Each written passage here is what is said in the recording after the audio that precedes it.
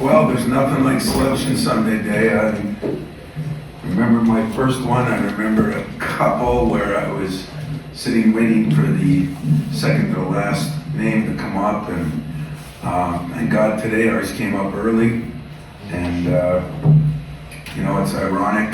Bryant, Phil Martelli, and I were on a lot of committees in the last 6, 7, 8 years. I'd have to say he's one of my better friends in coaching, and he just sort of retired last year. And his son Philip, I know, in fact, I called him yesterday to congratulate him on winning and getting in the tournament, because I talked to Phil, and ironically now we're going to play him. So I can't say I know a ton about them. I know a little bit that their pace is very good. I'll know a lot more at the end of tonight. And I've been part of a 2-15 loss.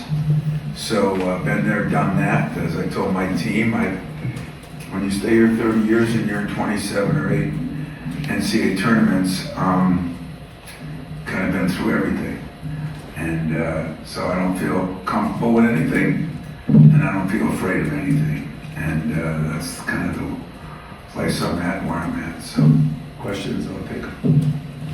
Tom, I posed the same question to Jaden.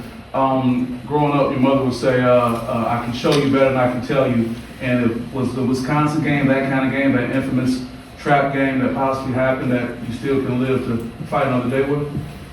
Guys, I've heard a lot of people talk about that, and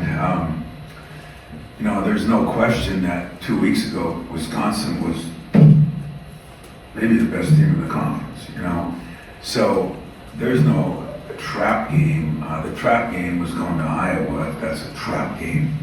Wasn't for me, but I think for people. But when you're playing a team that's just as good, and we're as good as them, they're as good as us. I think what we learned, and we spent a lot of time today, we came back this morning so the guys could be with their families last night. And I had a meeting at 4:30 to really go over, between 4:30 and 6, the things we did, and try to make it a real educational, not a butt chewing, not a look what you did here. I tried to make them look at it like, if you want to move on, we have to take care and figure out why we did some of these things. And there were some things that we had control of that we didn't do a very good job of. A kid got hot. If you look at some of the shots he made, they were unbelievable shots. I'm watching the first half of the Michigan game against Wisconsin, and I couldn't believe the shots that both teams were missing, but that's kind of what happens. And so I don't think it's a wake-up call. I think what you try to do every day, and no matter what you do, this is what I've learned about 20-year-olds, that I was probably the same when I was 20. Until it happens to you, like it happened and it's a setback, and get a chance to maybe win a conference tournament, and then we didn't get to move on. But as I told them, next time you lose a game, you hang up the sneakers, But, it's still, what I'm harping on is you trust my experience, and I'm going to trust you. And if we do those two things, we're going to have 4 good days of practice and go win ourselves the first round game.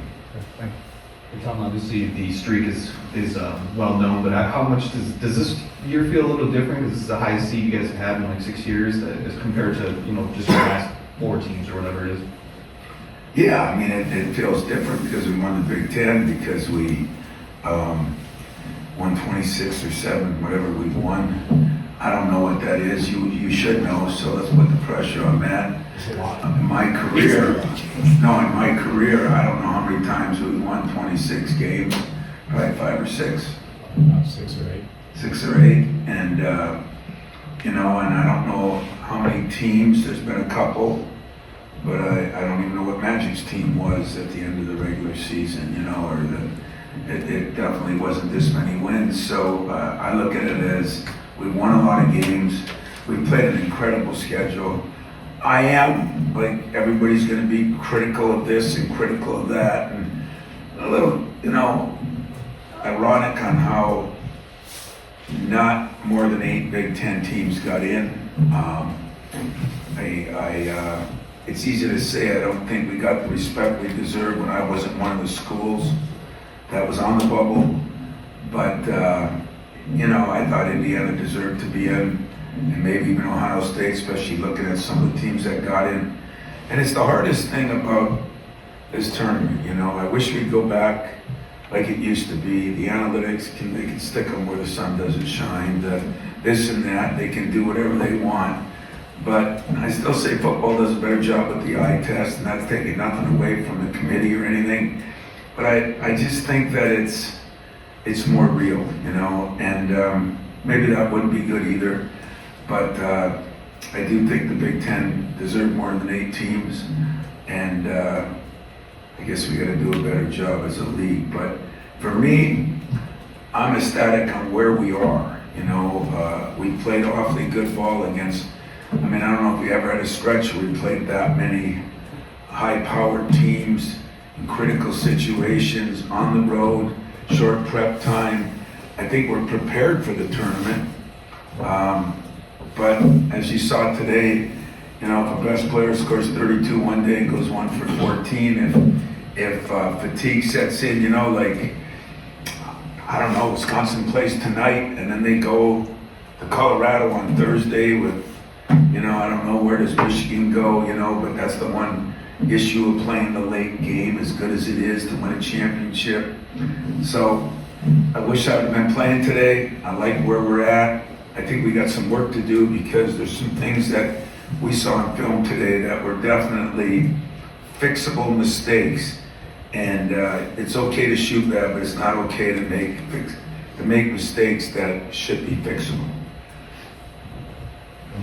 Just looking at Brian's roster, but I know you haven't really probably dug in all that much on it, but notice they have some high major transfers, and I'm wondering how much at this point in the tournament, this is the first time you've been a high seed really in the portal era. Have you noticed any changes with some of the lower seeds when they get some of those high-end kids who have come from top programs? Well, number one, Northern Michigan got high-end transfers. Everybody's got high-end transfers, it seems like nowadays, and I guess that's why those teams win. If they get 5 or 6 of them, I don't really know their roster. I will in a half hour, but I don't know it now. And that's more challenging. It means that they got really good players, and some of those guys might have played in the NCAA tournament somewhere else. I know very little about him right now, but I do know, not because he's my friend, I do know Phil's kid is a very good coach, and he sure as hell been brought up right, because Phil was one of the best coaches.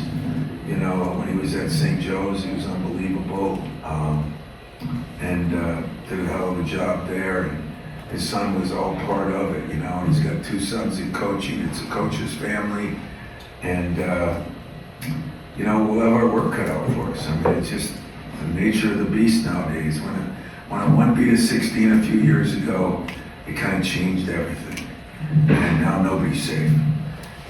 So I won't sleep any better than I slept last week or the week before, but at least I know ahead of time who the competition is. I know who's in the next round. Our theory here, you gotta win the weekend or you don't move on anyway. You do have to do it 1 game at a time, but we will prepare for all 3 teams a little bit.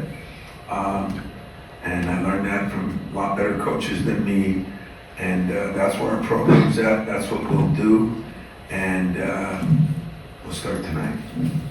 Tom, this is the first 2 seasons since 2019, and your program's been through a lot since then. I'm curious, when you look at the way you've been able to sort of, the revitalization, the resurgence this season, how much of that can be sort of proven or backed up with the NCAA tournament this year? Well, first of all, we really do get screwed on if you want to say it from the 21 season, but everybody knows we were one of the top, we would have been a top 2 seed in 20 when COVID came. So, we were a very good team that whole time. I could argue with you that was one of my best teams in the last 3 weeks of a season that I've had. And Cassius, had gone through that terrible thing, and and he was just coming on at the end and saying, I mean, that team was really good, and I think could have made a deep run. You never know. So it hasn't been quite as long as you guys want to make it, if you ask me. But whatever's good for, I was going to say for print, but it's not. Whatever's good for clicks is good for me, I guess. So I will go with you guys, but it's a good question. It really is. You want to make, I don't want to do it because to prove, I don't have nothing to prove. I really don't. I'm comfortable in my own skin where our program's at. I mean, it was 2 years ago, we were in a Sweet 16. If we win that game, we lose in overtime, we might be in a Final Four that year. You know, it's amazing how that works. I saw somebody writing an article, well, they haven't been to a Final Four in 5 years. Gene Katie hadn't been there in 30. You know, and I love the guy. But more important than that is one of those years we didn't even have a Final Four. So it gets misconstrued. But listen, when I was growing up and I was here as a GA, I think it was Mark Aguirre was at DePaul. And I don't know, it was 3 or 4 years in a row, you know, they got beat in like the first round or something. And I remember one year he walked back from the arena, which was 4 miles away to the hotel, and really good teams, you know. It's a funny time of year, and there's a lot of things that happen. And if you thought there were distractions and things 4 years ago, 5 years ago, it's nothing like what these guys are going through now. Nothing. I heard Steve Alford had a hell of a piece that you all should read. I haven't read it yet either, but I've been told about it, you know. And that creates issues for guys, you know, and you've seen a lot of this, right? I mean, we just saw a team win the Big Ten that a couple days ago was not playing very well. And you see a lot of this. And I used this same sign the first meeting we had this year. I said, you're going to see a lot of this year. And people don't want to accept that. I think it's going to happen a lot. And, you know, unfortunately, we're seeing coaches getting fired because people don't understand how difficult it is. So I'm not proving nothing in the NCAA tournament. I'm hoping to continue to win games, but I really am smart enough to know, and I think most of you are, the reason it's called one and done is 1 bad minute and you're out. And the NBA doesn't have that, the NFL doesn't have that, Major League Baseball doesn't have that, football does have that. And that's what makes college basketball in the NCAA tournament. They don't have Cinderellas either. I mean, there was a couple of schools that hadn't been to the NCAA tournament 50 years. You know, can you imagine what those kids are playing for, and the hype and the excitement, and that kind of stuff makes you play at a whole different level. So I'm not trying to validate anything. I'm not trying to say, here, I'm not dead yet, I'm still relevant. I got a good team. Yesterday proved it, because we didn't play great, and you know, it's a 1 possession game with seconds left, and we've earned that. You know, whatever happens here, this will tip off all our fans, all the media, and everybody else. Whatever happens, it doesn't change. 30 games, 32 games we played, 33 games. There has been consistency in 33 games. I think you could add up the points we lost by, it might be 20, maybe a few more, I don't know, maybe not even that many, in our total lost points. So consistency's been there. We gotta go out, we gotta hope some guy doesn't catch fire and score 30. We gotta hope some official doesn't make a couple of calls on one of our best players and get in foul trouble. We gotta hope nobody gets injured. There's so many factors in how you advance in the NCAA tournament. And I'd say the number one factor now is not injuries, it's not getting hot, it's not getting cold, it's It's not the officials, can't blame it on the media, I'd like to, but I can't. But it's the distractions, it's my favorite line, the dirtbags and distractions. And that's what these kids have to deal with these last 2 years that they never had to deal with. And, you know, that's what I'm trying to do with my guys, keep everybody focused on the task at hand. Tom, after all these years, I'm wondering what still excites you the most about this next few weeks? Like, what is it, the new opponents? Is it like, what is it that really gets you going? Number one is practicing when it's still light out. I've said that for 20 years. You know, we usually have a meal up on the concourse before we leave, wherever we go, just so I can see the sun shining and we're still practicing. It's not dark out. That means you've advanced. That's number one thing that excites me. Number two is just how many players and former players for us. Tom stopped by today and came into the meeting room. He was here yesterday for the games and he stayed overnight. And, you know, time of year it is, guys. You know, it's part of our DNA here. And so I'm excited every year. I told them if I see one guy entitled, you know, I said, I'm sure as hell not entitled. I've been to 27, 26, 28 of them. I'm still counting the COVID year. But everyone's special. Everyone's exciting. You know, you hear that music as they start it. You look and see where you are. You work until you look uglier than you do right now. I mean, those are all good things, man. And those are why you have the job, to be honest. Got time for a couple more? And you brought up, 16 being the one for the first time, kind of changed everything. Would you attribute like kind of the uptick in upsets in these types of games to maybe the transfer portal raising the floor of these low-mid major teams, or would you say like, they just kind of believe they can win these games a lot more now? Well, first of all, when some of those things, when we were at 15 and we were 2, got beat by 15, when Virginia, there was no transfer portal. I mean, that doesn't have anything to do with it. That's going to make it, I think, it's staying focused on what you got to do. I really believe it. I'm going to believe it. And I think there's better teams because people, you know, the whole reason people go places now is either for the money or for the opportunity to play. Winning is not necessarily high on that list. And that's okay, but that means there's going to be more players spread out. And there's good players. I mean, you know, when I was in Division II, we went to the NCAA tournament 3 times. I had 2 players that got drafted late in the 3rd round. It was 3 rounds then. They were better than some players I had here. There's good players out there. You know, Doug Wojcik says it all the time. A lot of good players, a lot of good places.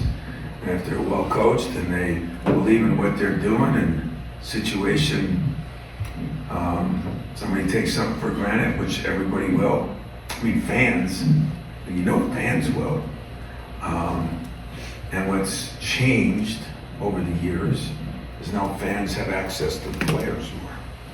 So, no, I don't think it's the transfer portal totally, because I think some of this happened in the last 5 years, but I think it'll escalate it along with the distractions. Those 2 things are going to escalate it, and you're probably going to see more of them. So, like I said, I ain't sleeping good, but I feel comfortable where we are. I just don't feel comfortable in, you know, the teams you play. I think people can beat people. Close with Rico and Rico. Tom, you said 27, the good looking one. Tom, you said 27, 28 years in. Is your coaching philosophy still the same, or has it changed some just through time and experience? Philosophy, no. I mean, philosophy-wise, the other day we didn't guard good enough. If you depend, we rebounded well enough, we guarded decent, turned the ball over a little. We did everything to win that game except made a couple of boneheaded plays and a couple of things that happened. And when you're in those kind of games, the margin for error for most teams is small. For us, it's minute. We knew that. I said that the whole year to y'all. And so you still got to defend, you got to rebound, we got to run, we got to take care of the ball. You know, I'd like to run more, I'd like to score more points. I mean, we've scored more points this year than most years I've been in it. That's good news. We've been defending at a very high level. We defended the three about as well as you could. Now, 26% I think we are as in the conference. And we only gave up 31%, but we had let one guy get more than his share of them, and it cost us, you know. And so, no, you're still one and done. That hasn't changed since day one. If you lose a game, you go home and hang up your little sneakers. So I don't think things have changed much. I really don't. Tommy had three seniors, and obviously with Javon and Frankie, they came into this, but you got one senior he's been here for the whole thing. So tell me, what's Jaden's responsibility for this team and to this team going into the tournament? Well, I got Jaden and I got, Trey and the juniors that went through the game in New York when we had a chance to win that game and we lost it in overtime. And then there was upset city from then on. That's when FIU and San Diego State upset teams, you know, and I explained to them that in this tournament, there's going to be somebody who gets upset in the first round, the second round, the third round. You know, everybody, first thing somebody will want to say, well, how about playing Marquette? You played them before. You know, first of all, who knows what's going to happen with Marquette? And number two, who cares? You know, I thought Jaden answered those questions real well. I heard the end of them. But Jaden's responsibility is to make sure they know, because I know because I'm experienced and I've been through 27 of them. But he has been through 3 of them. And one that you could argue we had a great chance to get to a Final Four if we win one more game that year, if we win that game. And that's what I told him he's got to express upon the players. And I'm still big on this. The game will be won in the meeting room tonight. It'll be won in the locker room tomorrow. It'll be won in the practice field. It'll be won in the hotel. The game will be won before the game is played 90% of the time. And I think that's your leaders, your seniors that have to get that through to guys. And then Jake, one of our key guys, got to play his best too. So always the senior has more on him, but more given, more expected. Jaden's cool with that. And I think he'll do a great job of that. I mean, I thought at the end of the year the players were playing for Jaden a lot. I think they knew he'd been through it. He's the most unselfish human being I know. He's good to all the players. He's a great teammate. And I think they wanted to win for him. And there always should be a battle cry. I think that's awesome. So to leave you. We got one final one here. Oh, okay. I just wanted to follow up on that because you've experienced it all, but there's a couple of players, especially I'm thinking of freshmen like Jace Richardson who have never experienced it. How do you find freshmen like that who are a key cog in the team? Does it take them, blood on the lip from the first game to get into it, or do you think he's the type that'll be into it right away? Well, he's had one advantage. That's almost a disadvantage because his father only lost once in the NCAA tournament. He was like 10-1. So he's got that experience that I'm sure his dad has talked to him about it. Winning all 6 games his first year and winning 4 out of 5 his second year. But Jace is his own man, and I've been saying that since day one. He's efficient. He's beyond his years in youth. He's not a freshman. And pressure does not seem to bother him. Now, who knows what will happen between now and Friday? Who knows who will be, trying to, get to him, how many outside people or this or that. I just don't see, of all the players on my team, he's a very unique kid that pressure does not seem to bother him at all. He's been really efficient, and the moments never seem to be too big from the opening games when we played Kansas to throughout the Big Ten games, throughout the NCAA tournament. I think he hit the first 5 or 7 points of the NCAA of the Big Ten tournament. you know, I think he does look at pressure as a privilege, and I'm not gonna sit down with him and have the normal talk I would with normal guys, because he's proven to me over and over again that he's focused, he's hungry, and he's not afraid. And that's the best way to put it. He has years of, he's not young, he's his age does not speak for how he handles himself. So I'll just say that, you know, it is exciting. I want to make sure everybody knows that, you know, we talk about those years, and yes, a couple of years we, you know, got beat in the second game both years, and then the Sweet 16, and yet there's a million schools out there that would be dying to be in the NCAA tournament. So we lose perspective. I lose perspective. Fans definitely lose perspective. But it's getting harder and harder to be in that tournament. There's some damn good teams. One that beat us, it's not in the tournament. So I'm just appreciative of it. I'm appreciative that we put ourselves in a position where I didn't have to wait forever to see my name up there. Because I've done that a few times. It's not as much fun as you think. And I'm looking forward to this tournament. Hopefully you guys don't have to go too far to get there. I guess the only problem is we're busted again because, you know, they got the 300-mile rule or whatever it is. So we're in a Division II. It'd be nice. The way I look at it, it's still 4 hours shorter than those trips from northern Michigan. So I'll be with my buddy Mike Garland, and he can tell the guys how to travel in that bus like we did for 4 frickin' years. Okay. Thanks.